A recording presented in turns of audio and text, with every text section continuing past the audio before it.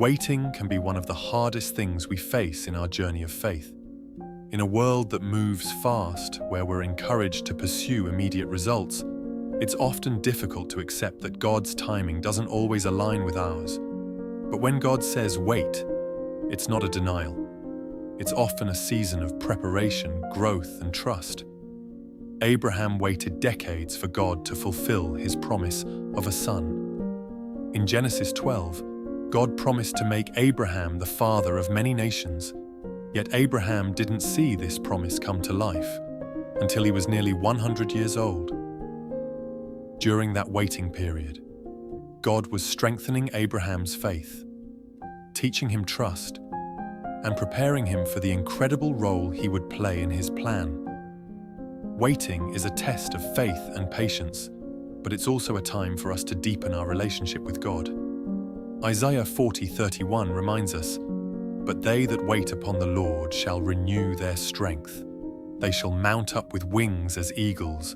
They shall run and not be weary, and they shall walk and not faint." Waiting on God is never wasted time. It's a season where God renews, restores, and equips you for the journey ahead. Psalm 27:14 says, "Wait for the Lord, be strong, and let your heart take courage. Wait for the Lord." In the waiting, God calls you to be strong, not by relying on your own power, but by leaning into His. Sometimes, He uses these seasons to refine your character, shape your heart, or even protect you from something you're not ready to face yet.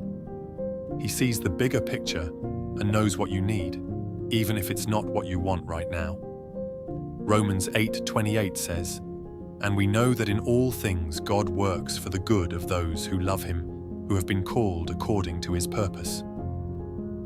It's easy to grow weary in waiting, but remember, God is never late. He knows the desires of your heart. When you choose to wait on Him, it's an act of faith, a statement that you trust His timing over your own plans or desires.